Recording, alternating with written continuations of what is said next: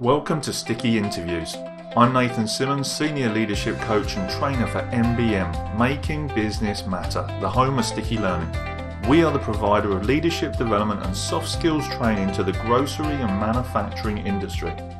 The idea of these interviews is to share great ideas, great concepts and great ways these skills are being used to help you be the best version of you in the work that you do. Welcome to the show. Welcome to Sticky Interviews. My name is Nathan Simmonds, Senior Leadership Coach and Trainer for MBM, Making Business Matter, the home of sticky learning.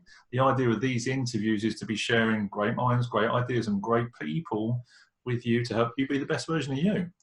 Today I've got the pleasure of having third conversation with Francis Wade, time management expert, guru, aficionado, helping to uncover some of those myths and fallacies that we come up with against our own time management. Short bio from him: he's a columnist, he's the founder and creator of the CaribHRForum, which is a volunteer-based professional network. He's a consultant. He solves tough productivity problems for corporations. He's an author, he's a speaker, and he is helping those people that think their time starved. He's helping the busiest 1% get even more efficient in their day through his skills. Francis, thank you so much for being here. Thank you for doing this interview. Really appreciate it.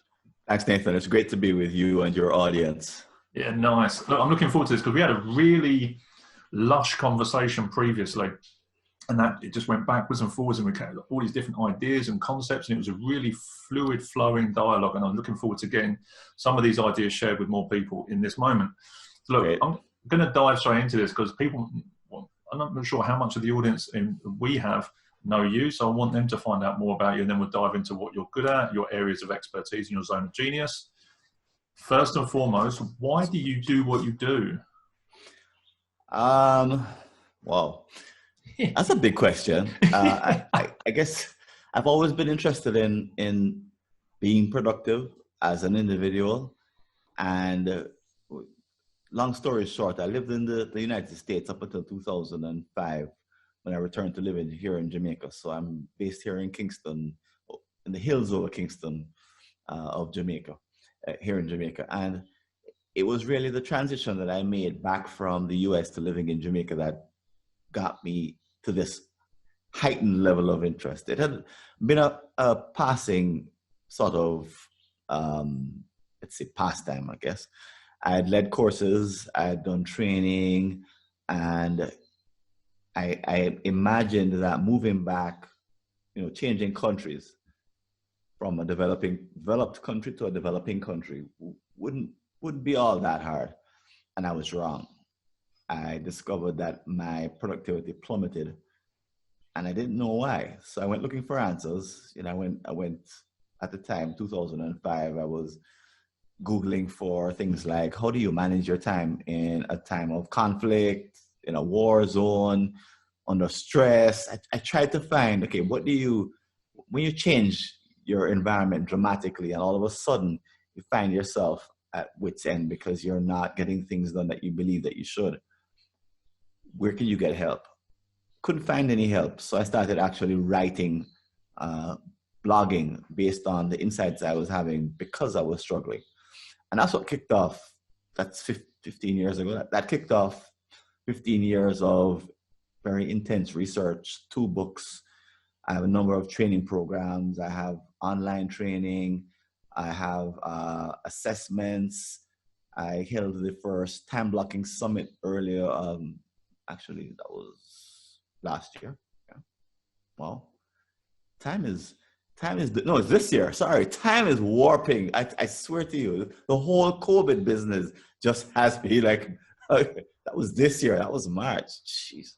Agreed. And it kind of, in this circumstance we find ourselves in, everything is being magnified and funneled, and you're just losing track of stuff. It's been 8 weeks now for us as a family in this situation. It's just gone in the blink of an eye, It's amazing. This weekend, today is Monday, and this weekend I had the feeling like, I don't know, what day is it?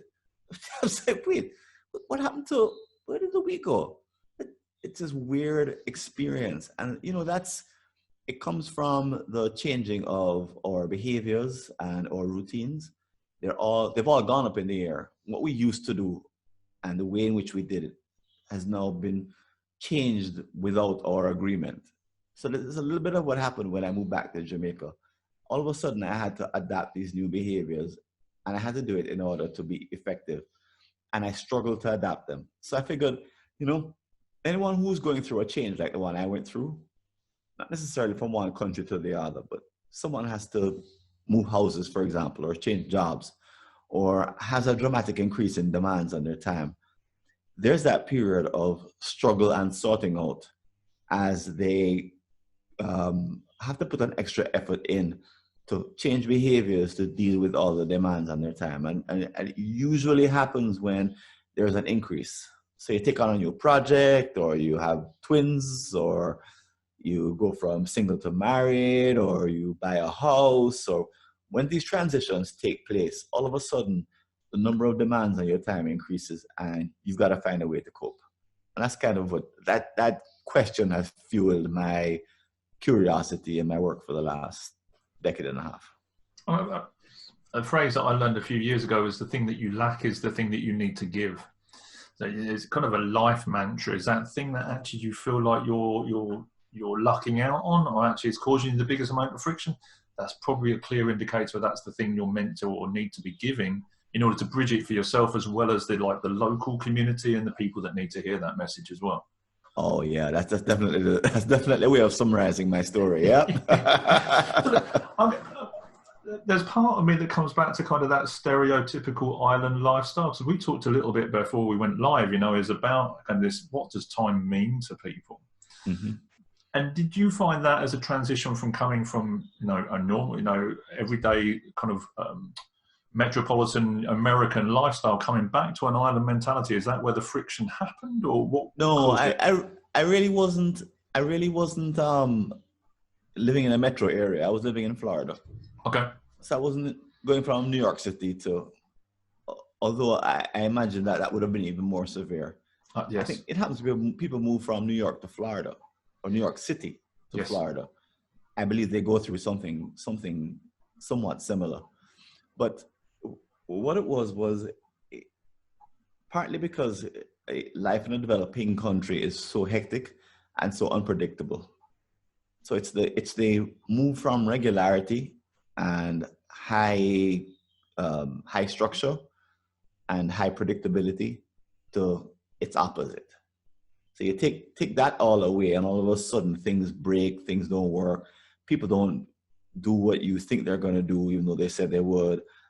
So you're in an environment where your mind now has to think ahead 3 or 4 times further than it used to, because you're now compensating for things that you didn't predict or didn't expect.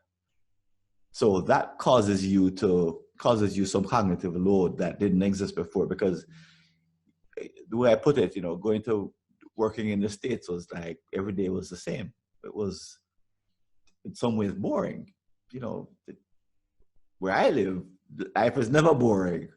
This is one series of, if you're from the outside, it's exciting as all heck, because every day is something is disrupting what you think is going to happen that day that you didn't think would happen. Something unpredictable is going to happen. So the unpredictability throws up more commitments for you, because you have to know, say, okay, that person isn't going to show up. I need to plan to do A, B, C, D, and E. So you are compensating for it, but what it works out to in the end is a heavier load.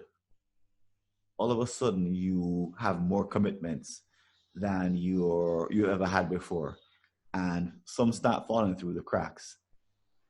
Feelings of overwhelm, other things that tell you that something is not quite right. I call them unwanted symptoms, but there are signs that the methods that you're using are insufficient for the current situation. And I think there's something to be said that there's a balance of both of those things. That need for certainty and a certain amount of security. But if you have too much, life becomes very boring.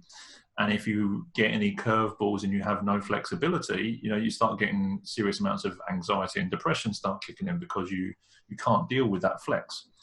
But if you go too far the other way with the uncertainty, you go into freak out because you're going into a meltdown because you're constantly in freak out all the time and you can't deal with the number of surprises that come in. So it's having that kind of reasonable balance between the two, and knowing that they're going to flex, and then having enough of the structure, the integrity in processes to then mitigate any challenges or hiccups or other things, and then taking advantage and being able to flex and move through them again.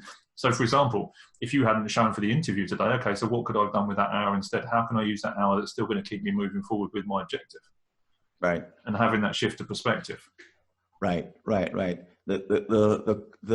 cause may be varied with respect to what causes the increase in time demands.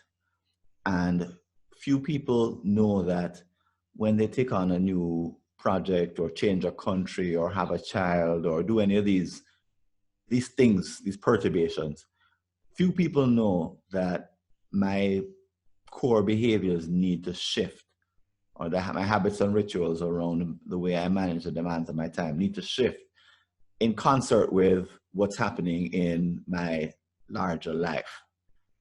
So few people have the wherewithal. We're mostly just invisibly just reacting to stuff that happens to us. So we don't know why, and we don't know how come, and we think it's because of this, and we think it's because of that, but we don't get the connection between the two. So people suffer. I hate to say it, and it's terrible, but we suffer. Things happen, and things permanent. Like for example, COVID. So people have had this common /awful experience of going from a very consistent day at work where, you got on the train and pretty much most days were the same. You went into work and everyone expects and certain things of you, and they give you certain things and they remind you of certain things. And yes, it's time for the 3 o'clock meeting and and they have a certain pace to them. So you don't have to be the one thinking about, what am I doing at 3 o'clock? Because it's already programmed into your day because you're at work. And what am I doing at 5? I'm leaving. That's what I do every day. It has a certain number of environmental dictates have provided the structure for you. So now someone changes all of a sudden and they go to work from home without warning. So their boss sends an email, you're going to be working from home tomorrow, starting tomorrow. So you roll over, you get up out of bed, and okay, you don't have to get ready. You don't have to break out your clothes anymore. The kid comes in and says, "Daddy, you're gonna be home all day, yay!" And you go, "Yeah, but you think you have a meeting, but you're not sure. 3 o'clock, is that still on?" And then your wife says, "I want you to cook breakfast because I'm going out to the store." You got to cook breakfast. And all of a sudden, life has put itself on you, and you're left having to come up with a brand new set of behaviors in order to be as effective as you were before. Yeah. So the structure has all changed up here, but few people realize, hang on the way home on the train, after you got the news that you're not going to work the next day, without warning, as you reflect, you're thinking, hang on, Johnny's going to be home, wife is going to be home, dog and the cat are all there. So is Facebook, YouTube, a good book. How am I going to change my behavior to be effective? Few people have that thought. It's not until 8 weeks later that they're like, I'm dying. When does work start again? Oh my God, I can't take it. They're going, and they don't know why. They don't get the underlying behaviors. Yeah, and this is the thing, is we see it with the COVID, everything's under the magnifying glass, everything's under that deep, thick lens. And, we experienced it in the first few weeks, people getting tired, people didn't want to start projects, people didn't want to do things. And this was just the symptoms of cabin fever. But it's that part of your brain is making the shift to, okay, I might be doing the same work, but I'm in a completely different environment. And it's that primitive Paleolithic brain, that reptilian brain. Yeah, trying to process is it safe for you to do your day-to-day work in this new environment? So it's got this constant push-pull, and you start getting tired, and you start you're not making the solutions, you're just kind of processing and surviving. And then as a result of that, like you say, you don't compute what it is you need to put in place until you're in it. But by the time you're in it, you're then trying to drag yourself out of it. And that's the challenge.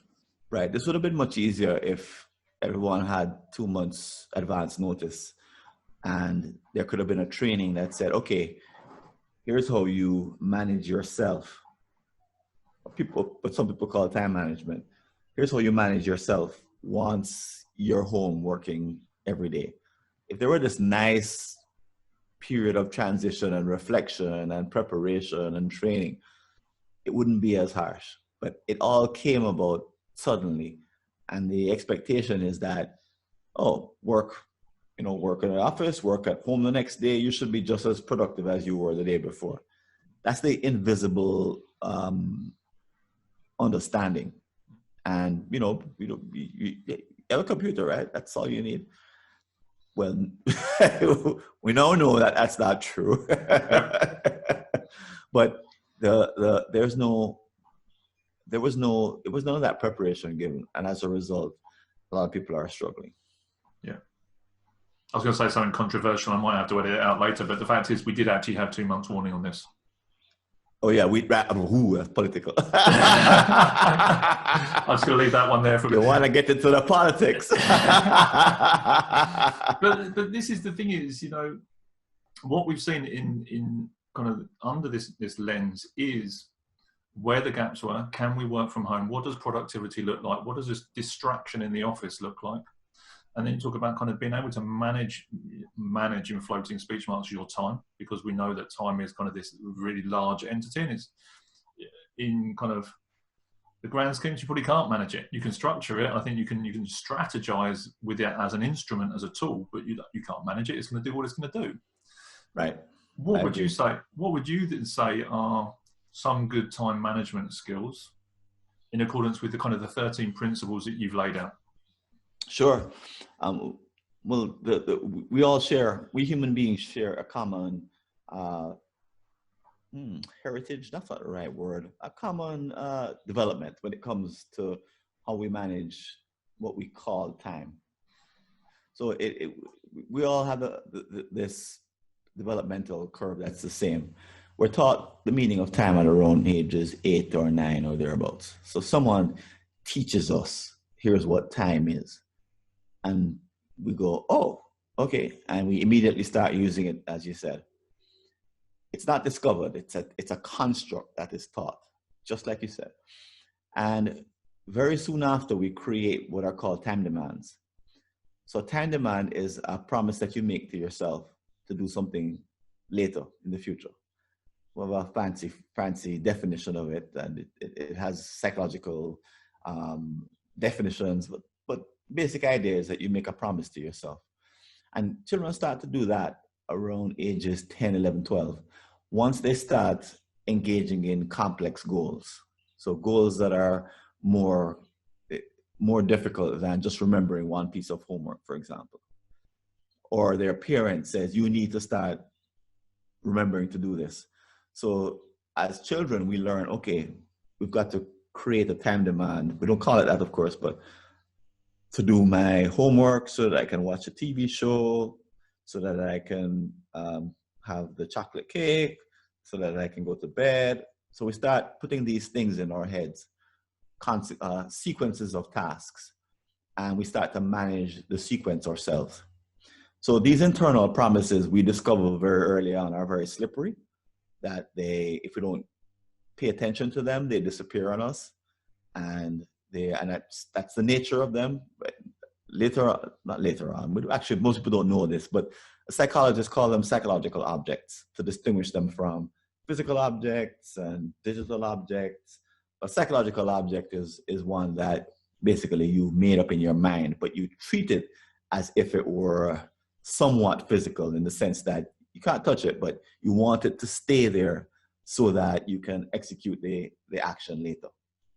So what you start to do as a 12, 13-year-old is you develop this intention, and I'm going to create these time demands and I'm going to follow them, because you realize that this is important to everything that you want to do in life that's more than basic. And you start to teach yourself behaviors. So most people aren't taught the behaviors to deal with time demands. They teach them themselves. So they go through a period of trial and error.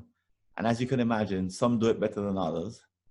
And as a consequence, some pass their GCE. You guys still have GCE, O and A levels?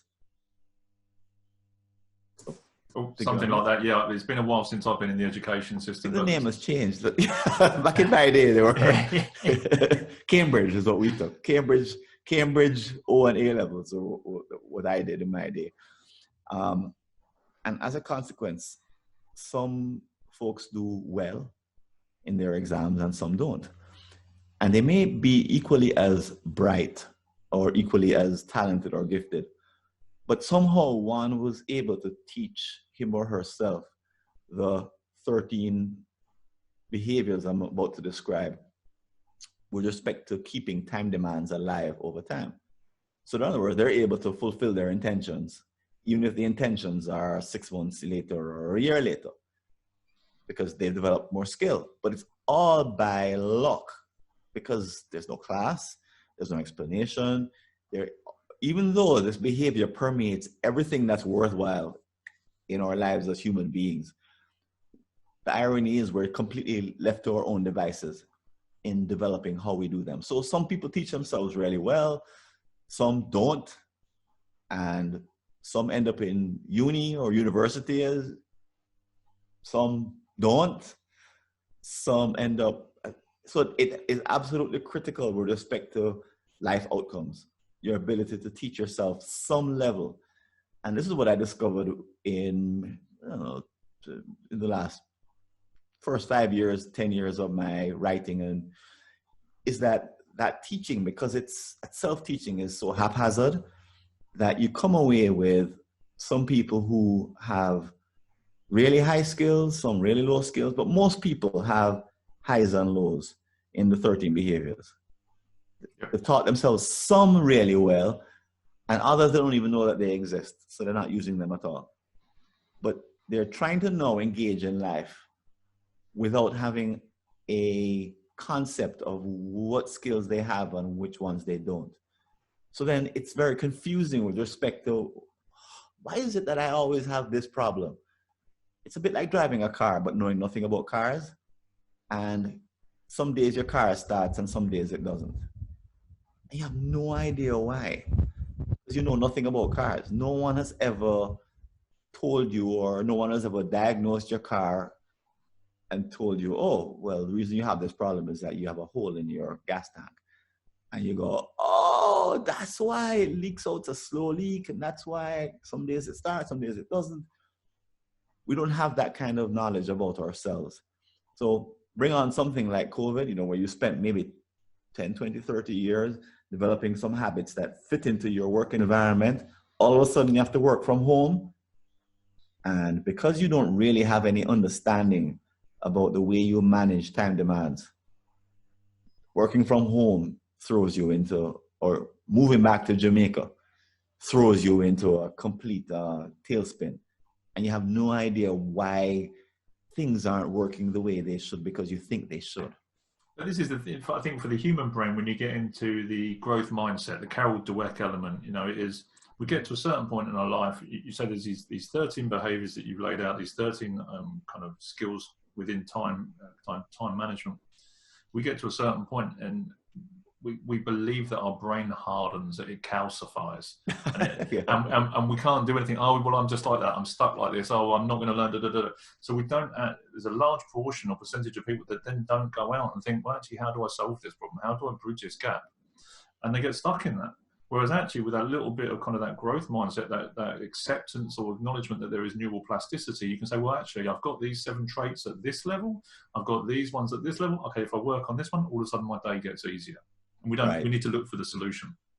Right. My observation is that the 13 behaviors are, just as you said, very plastic. And they behave like any other kinds of habits that we have. that the continued repetition does build up a certain, your brain adapts to the behavior, yes. But if you believe that you can change and you go through the steps of bringing in a new behavior change, then they're absolutely amenable to change. And I'm sure people are realizing that. No, people are saying things like, I never thought I could work at home with the kids in the same building. I thought they would, but I figured out how to do it. So I've learned the skill of doing that. And you didn't have a choice. Yeah, well, in this case, I had no choice, so I had to. So they're discovering, maybe I'm more flexible than I thought. I guess some are, and I guess others are hating every moment of it and can't wait to get back to doing real work. And I imagine that some are still stuck. But I love that book. But it's for those that are still stuck, it's helping them to get that nudge to say, do you know what, we're going to be in this for potentially a few more weeks. This isn't going to be the last time this happens. They pulled the lever once. It means they can pull the lever again if they need to. We have kind of the structures in place to make this happen again. And it's quite possible that we will go back to this state if the world needs to. By neighborhood, perhaps. That's what the talk is at this point, right? Is that they could lock down. If they have a spike in a particular area, they could lock it down and you go right back to social distancing. And yeah, definitely. It's been I hope it's been a wake-up call for folks that you do need it. They may have inadvertently come to rely on the consistency or the structure of work in the office. And the truth is that was just all made up. Yeah. It was all a convenience. That was not quite designed by most people. It was just something they fell into rather than something that they chose knowing that they had other choices. So hold on, let's stay the course. 13 behaviors. Give me the breakdown because I want to see how you can give this to people that are going in and out of this and they're not quite sure of the shifts. And then what are the 13 behaviors that are going to help people, get a better grip, a better handle on what's going on? Sure. I've broken them down into 7 fundamentals, 5 advanced, and 2 executables. And this is all described in my book, by the way, Perfect Time-Based Productivity, which you can find on Amazon and usual places. There will be a link below where you said that. So you just make sure I've got the link and I'll include it in the video captions, all right? Great. And the assessment I'll mention later covers all 13. Yep. So the fundamentals, the essential fundamentals have to do with how do you manage time demands directly. So time demand is created when you make that promise to yourself. And the first thing that happens is what's called capturing. So capturing is saving it for later in some way. And most people are taught to save, but not taught, but they teach themselves to save time demands in their mind. So they capture them in their mind using what's called, psychologists call it prospective memory. And some time passes, and then later on they do what's called emptying, which is moving the time demand from the point of capture to a place where you can now do something with it. So it's a little bit like promising yourself to pick up the groceries tonight, and then on the way home as you're driving, all of a sudden your memory pops in the groceries. So that's the point of emptying. That's accidental emptying. And you don't really want, you prefer to have a plan rather than to just go by the seat of your pants and have things pop in and out. But emptying is the second fundamental. Then there's acting now, which is acting on time demand immediately, storing, scheduling, and listing. And those are the 7, 2, 3, storing, scheduling, listing. Yeah, I covered them. Yeah. Oh, sorry, then there's tossing. Tossing is getting rid of a time demand. So this is just the 7 basic or essential behaviors that we've taught ourselves to keep time demands in existence. We need to engage in these 7. And as I said before, we teach ourselves these 7 and teach ourselves in varying degrees of success. So everyone, therefore, has a profile of, you could be really good at capturing, really weak at emptying, really good at tossing, really good at storing, and so on and so forth. Yep. So we're walking around. It's a little bit like an invisible profile, unaware of how well we do across the board. A little bit like, you're walking around not knowing your blood pressure, not knowing your sugar levels, not knowing some key elements of your biological makeup. Except, of course, this has to do with self-taught behaviors. Yep. So the genius is that we taught ourselves some level. So everyone has a level. Most people, I've not met someone who doesn't do something at all. Yep. It's just that they may do it at this very rudimentary level that's not sufficient. Like, for example, a CEO I met was capturing at this very basic level, a very, very smart person. Went to one of the top universities in the world, but somehow taught himself to try to remember all of his time demands without using any external devices like a smartphone or a planner or his secretary memory. And as a result, in the middle of meetings, he'd remember things that he was supposed to be doing other places, and he'd just dash off. Yeah. And he had the freedom to do that because he's the big boss. But it was extremely ineffective. And no one had said to him, this is a skill, right? This is a lack of a skill that's causing you all of this agita. No one had ever said it to him. He didn't know. You need that self-awareness and that reflection piece. I'm reasonably good at capturing. I'm not great. There's occasionally things fall for the net. But then the thing is, for me, is that scheduling and that acting now. I know that's my big thing. Is everything to me is kind of is the priority. So making sure it's going to get done at the right time and making sure that it's coming to the top of the list at the right time, and it's also urgent and important and all of those things. You have to have that self-awareness, and then you put things in place to manage it, whether it is just a simple to-do list, whether it is using your Outlook and color coding your Outlook to make that stuff work better, so you can see it and you know whose time is what in what part of your day.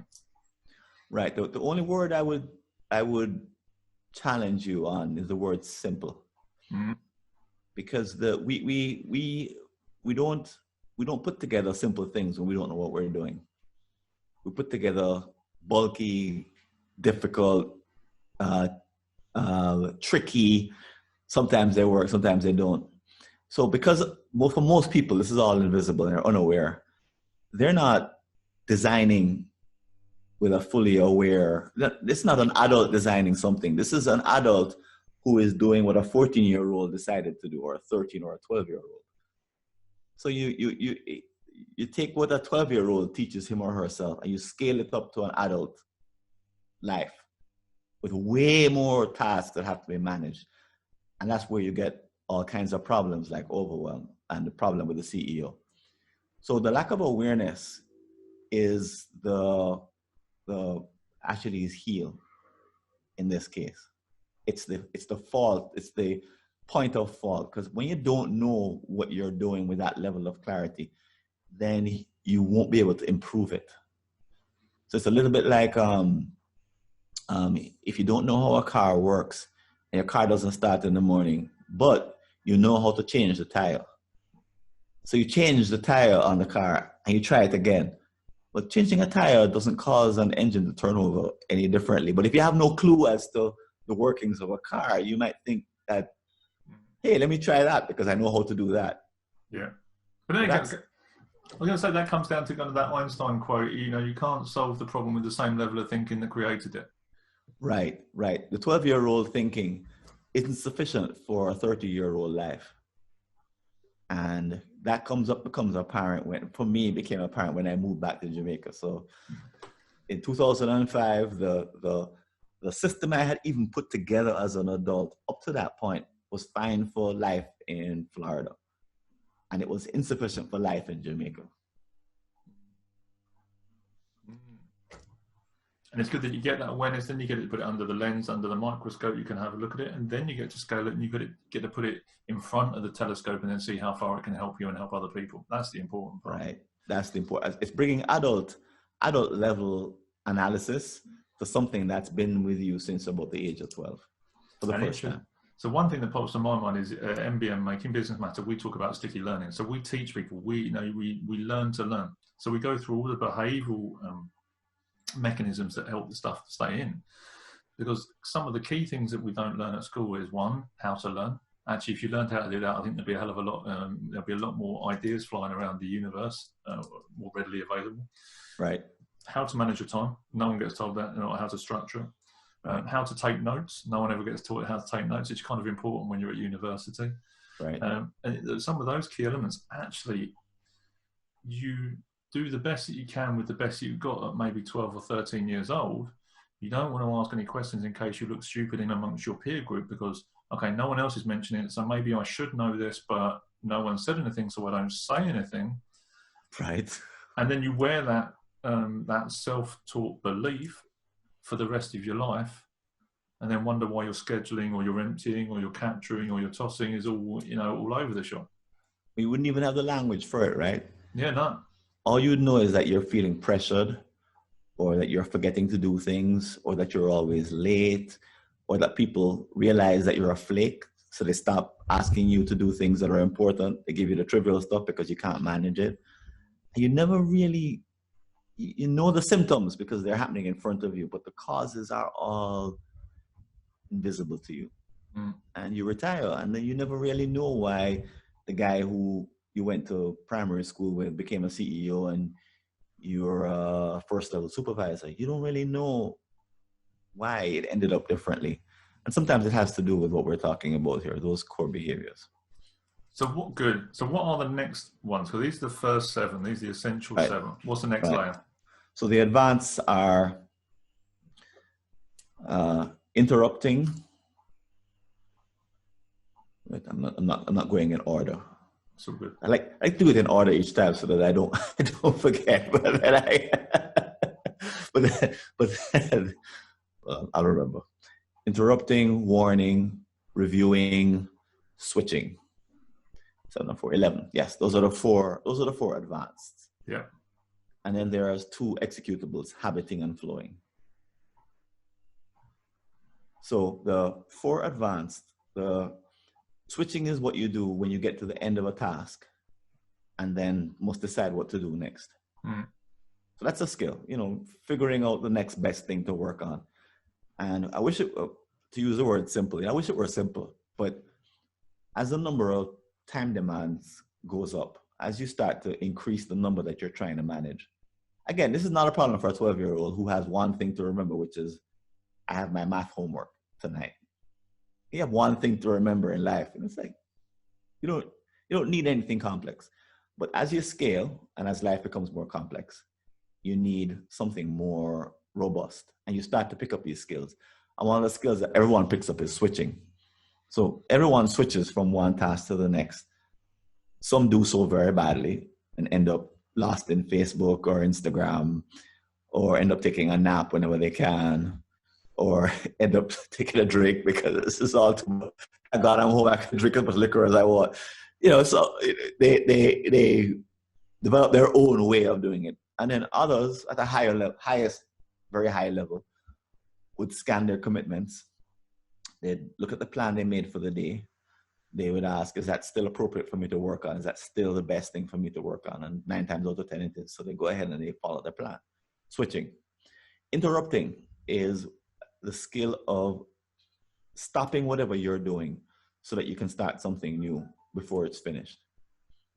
So if you can imagine a secretary or an admin who taps you on the shoulder and says, I know you're working on that podcast, but I know you're deep in it, but your wife said that you need to go and pick her up at the train station in 15 minutes. And you go, oh, because you're so lost in what you're doing. You're so deep in the flow state that you weren't keeping track of time. And you don't want to keep track of time. Ideally, we would all have this super enabled admin assistant who takes care of everything for us. Ideally, we would have that person. There are very few people who have that person, and few of them who use that person very well. But there's some good studies that show that executive productivity is entirely related to who that person is. And in some companies, they randomly assign you someone who could have been hired last week. Some companies, it's like a joke, if you get somebody good luck, because they don't put any thought into who should be your admin. And that person doesn't realize that you do need to be interrupted sometimes and stop what you're doing in order to go start something new. So that's interrupting. And then there's warning, which is setting up a internal system that tells you when your time management system is about to break. So for example, my inbox is my warning system of sorts. When it gets above a certain level, I realize that I'm falling behind. So I now need to stop everything, go in, and then, so it's an early sign that I need to improve some behavior, because if it persists over time, I'm going to get into trouble. And then reviewing is actually looking back at your time management system periodically and your tasks people say you should do a weekly review if you follow David Allen, and you should look at all of the tasks that you have committed to that week. So this morning I did a weekly review where I looked at, okay, here's the big deliverables for the week. Here's my schedule for the week. Here are the projects that I'm working on. Nothing fancy, nothing that anybody else isn't doing. But that regular review of your tasks and your system is one that keeps you above water. So those are the 4 advanced fundamentals. And you know what? I'm happy to hear that, because that's something that we are doing. On a Sunday night, my wife and I review what's going on. So she's aware, especially now, where I'm going to be, how I can be helping in the house, if there's childcare arrangements. So she has a flavour, so she knows that I'm going to be doing an interview now until 6 o'clock. She knows that this is coming. She knows when to expect me, to be interacting with the family group. So it gives other people that security and certainty to play to as well. So you're not getting interrupted by children or significant others. So we're doing that on a weekly basis. I do it on a daily basis just to get a flavour of what's coming into tomorrow, and then mentally compartmentalising that stuff for the day ahead, the night before. So right. It's in there. I'm already putting the stuff into the subconscious. I'm solving a few problems before I get to the day ahead. I'm building that as a skill. And previously, you probably, but not necessarily you, but somebody who commutes to work, for example, used to do their review on the train or on the bus as they head, or on foot, however they got to work in the car. Mm-hmm. So that's when they did their review. It take away that time. And they don't even realize that that's what they were doing necessarily. They just have a feeling of being rushed. And they can't explain why. And they don't want to talk to the spouse the night before because, I don't want to do that. So, but they don't get that when they sit down at 9 a.m. in front of their computer in their makeshift office, that they are totally unprepared to execute the day with any effectiveness. So they can't see themselves and how their productivity has fallen in this new dispensation. It's like you said that the thinking and the pattern is there, but the environment has shifted and they forget to do it because they're no longer in that environment. And in truth, that now I say to people is, no, you're not defined by your environment. You define your environment by what you put into it. So if you remember, actually, it's the skill that you're displaying, a behavior you've already got. It doesn't matter whether you're on the train or on the toilet. It's still the same skill set that's going to get you that focus in order to deliver the result you need to get to. You see, this is where, back to what you said about Carol Dweck's work and the growth mindset versus the fixed mindset. If you don't have the growth mindset, you'll just think life is doing it to you. You'll think that, you'll really believe that you are doing the best you can and that's it. And it's life that has changed and life needs to go back to the way it was because you don't see your own agency.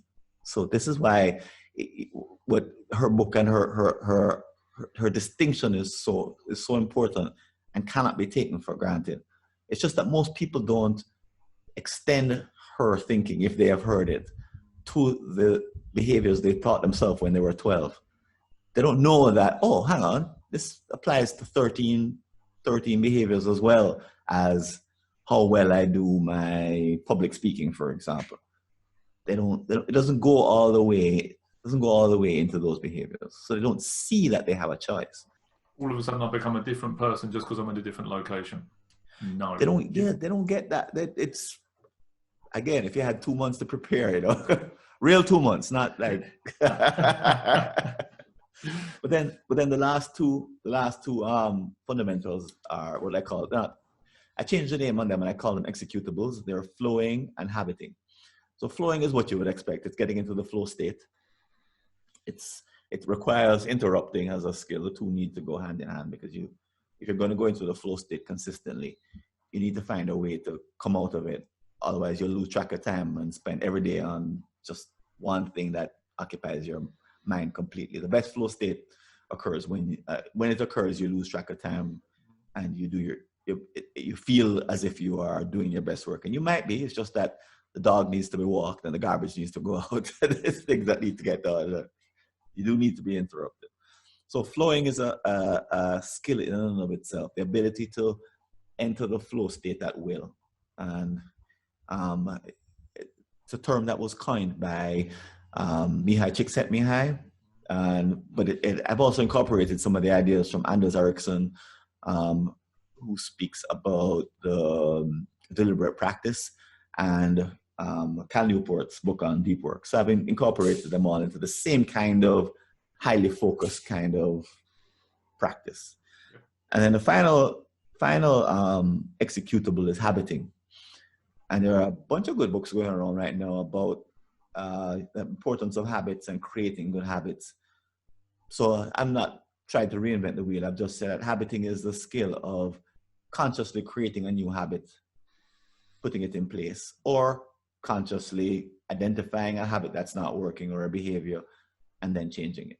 So it's the ability to change one's repetitive behavior. Call it habiting, want a better word. But it goes back into those advanced skill set, doing that review piece of reviewing your own time management structures. Does it work? Interrupting it.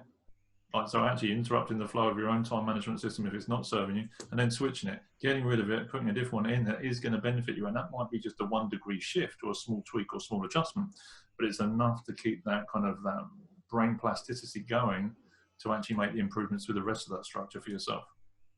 Right. Now, I use the term switching and interrupting around time demands, just to be clear. So it's the execution that I use it around. Yeah. But you could apply it there in the other way, metaphorically, because you do need to, on a grander level, at a higher level, you do need to interrupt what you're doing, review it, interrupt it, switch it, and then hit another level of flowing with it. Do you know, so it's a higher level than I use. But yes. But no, I'm seeing the same language that you're using, the reapplication of that process to make sure that your time management and strategies are in place. It's the same language to take it apart and actually make a better one at the same time.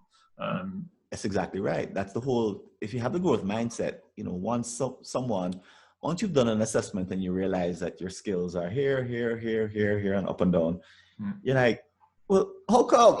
I don't know, you were 12 years old, you decided that, but this is where you're at.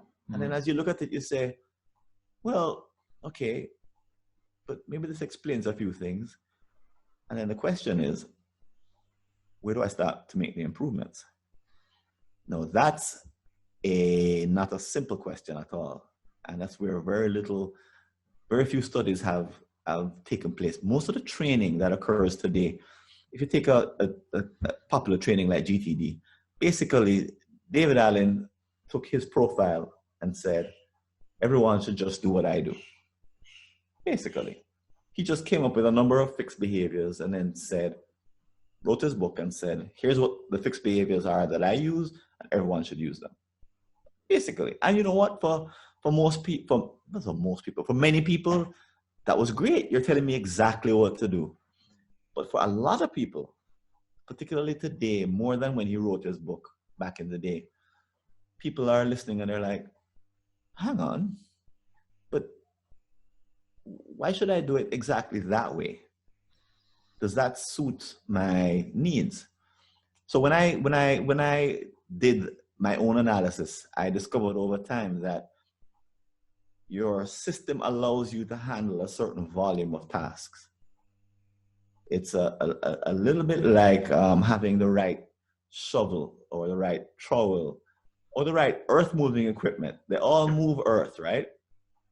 And if I called you and said, listen, I'm going to be doing some digging tomorrow, bring over some equipment, and you got the message at 6 o'clock and you're supposed to come over at 7, you'd be like, when he says equipment, if you're someone who has access to like a tractor, everything from a tractor to a hand shovel, you're like, oh, hang on. Did he want me to bring my tractor with the front end thing that moves the dirt? Yep. Or does he want me to bring a couple of hand shovels? Are we potting plants? Or are we building a foundation for this place that I know he's working on? Mm-hmm. Because they all move the earth, but they're all meant for different volumes of dirt. In the same way that our systems, when your 12-year-old system is meant to manage homework. And that's it. And even then, your mom is there saying, hey, where's your homework? She's here to remind you every day. So you don't even need this system to manage. You don't have too many demands on your time. So you really don't need anything complex. So what you develop is something suitable for your 12-year-old life. Fast forward to when you're 35 and you've just had a couple of kids, you've moved, you just got promoted, you have a big project, you're taking on something in the community, one of your parents isn't doing well health-wise. And as you go to bed at night, your mind is racing with all the things that you're trying to. So you're using the same skills as you did when you were 12, and now because the system that you now have is not meant to manage the hundreds of tasks that you need to be juggling all at the same time to make sure that none of them falls through the cracks. In other words, you need an upgrade. So people look at their profiles and say, if I need an upgrade, where do I start? It's a bit like my car doesn't start.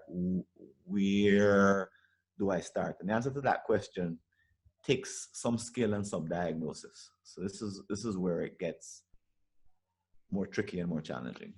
Well, the thing is with the car analogy, either you can go and have a look under the bonnet yourself and you can kind of guess some stuff, or you can get the Haynes manual and try and work it out, which is, depending on where you are technically, that's another route.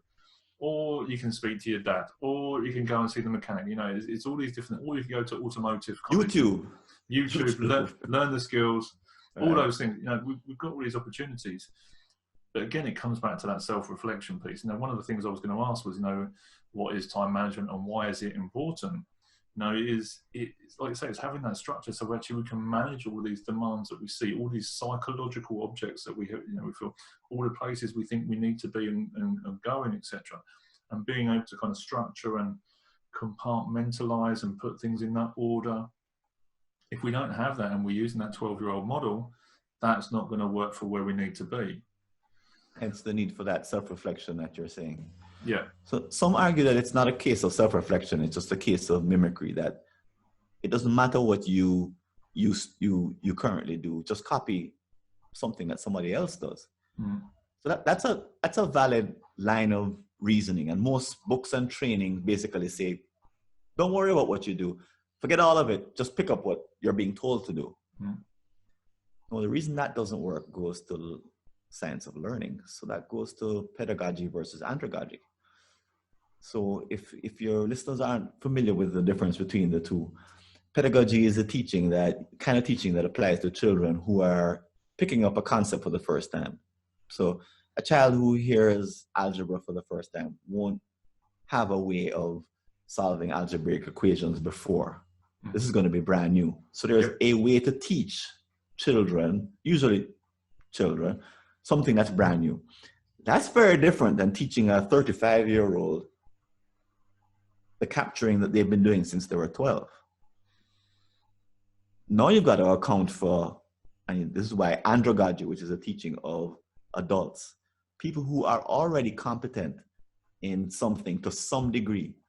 Now you've got to teach them how to learn about themselves. Because unfortunately here we're talking about behaviors, habits and routines that don't change instantly, unfortunately. So if you're a very low skill in capturing, and I tell you what the very high skill is, you may immediately reject it because you realize that I'm never getting there. Because changing your behavior is going to take years to get to that very high level. It's not going to happen quickly. But it's understanding the benefits of getting there. So look, this kind of leads me into my penultimate question. You've covered these 13 elements of behaviors. We've given some headlines to these people. We've talked about the necessity for neural plasticity and the self-awareness that's required. Carol Dweck, don't forget her. Yeah, Carol Dweck. But at the same time, Francis Wade. He's got this book. He's got these 13 behaviors in there. If we can go with that Carol Dweck and get that neural plasticity, and then dive into these 13 behaviors, we can shift the way that we manage our chronological workloads. You know, that would be an astronomical learning to take away from this interview. Right. Penultimate question. How do you make behavioral change stick? So I'm not a full-blown expert at that, but the piece that I've focused on is the piece I mentioned before, which is that in using an andragogical approach, when you're teaching someone who already has a skill and they don't know they have it, you've got to bring them to the level of awareness about what it is that they're doing. You've got to show them why they do it. You've got to break the bad news to them, if there's bad news, that they're not doing it at a level that's commensurate with the task volume they're trying to manage. And that's why they're suffering. They're doing it at the 12-year-old level or 15 or 20, but it's not where it should be. You break it down into components, into its sub-behaviors, and then and this is where they need to be very self-analytical, but also a level of rigor is called for, because you can't go improve 20 behaviors all at the same time. You got to make a call. So you say, okay, I'm going to focus on this one now, this one in 6 months' time, this one a year from now, because it could take that long for some of these behaviors to change. So the big key when changing something that's complex is, I think Einstein knows, not Einstein, it was, actually I can't remember. I think it might be Mark Twain said that the key to getting ahead is breaking down complex behaviors into small ones and then improving them one at a time. I think it was Mark Twain. But anyway, the idea is that we've got to be training and developing ourselves to focus on small bits, which means that we have all of the improvements or many of them laid out over time. And then we are trying to improve 2 or 3 at a time. Because there's a lot of research from all the habit books that if you try to change too much at once, you'll fail. Yep. So among these 13 behaviors, you get down to the sub-behaviors and figure out which ones to focus on. And unfortunately, that's an individual discovery. No one can do it for you. No one can analyze your life well enough. There's no one instrument that's going to tell you. The instrument that I've put together is one that gives you a really rough, crude idea.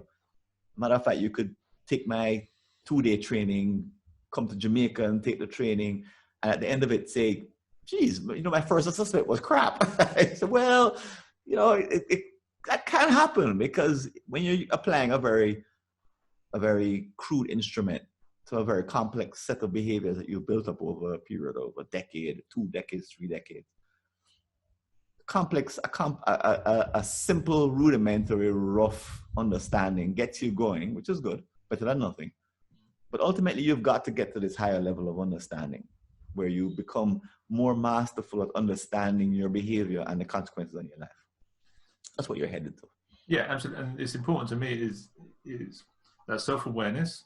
And no matter how crude the kind of the lens or the set of glasses that you're looking through to make that happen, it doesn't really matter. As long as that there is then creating that new viewpoint to go, okay, these are the 13 things. Okay, which one of those do I need to work on that's going to elevate this over? Okay, then you get that viewpoint. And it is all about reducing everything down to that single pixel of color. You've got this huge picture, but it's all made up of singular dots of information. And the analogy that I often use when dealing with large-scale change, it's like the plate spinner at the Chinese circus. Yeah. Yeah. Does the plate spinner come out spinning 200 plates, or do they start with 1 plate at a time? Right. It's going to be a really short show if that guy tries to throw 200 plates up at the same time and start spinning. It's like, nah, this isn't working. Right. So we just have to go to that one thing, and you get the plate up, you spin, and then you take the next one, and you keep building the 13 behaviors.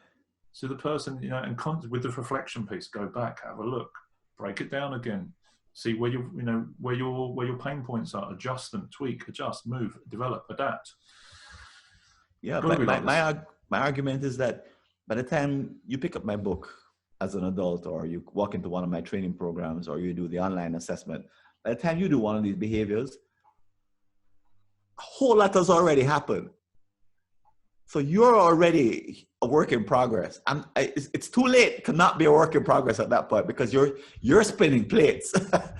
So the only question is, are you going to be spinning more plates in the future? Are some of them dropping now? Do you need to pick up some additionals?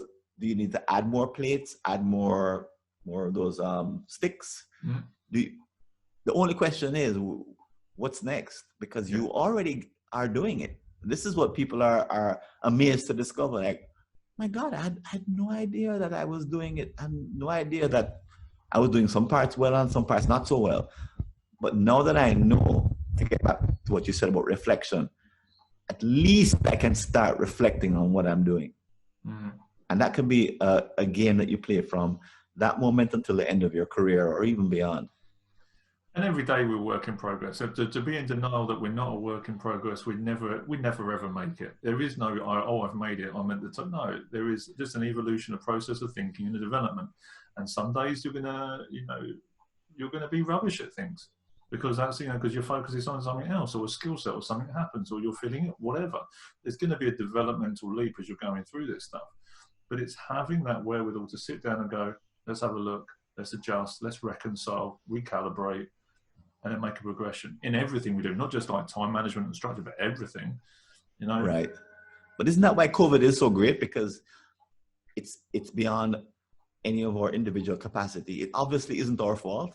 Mm. And it gives us an opportunity to experience a radically different environment where there are more demands on our time, which can be extremely illuminating.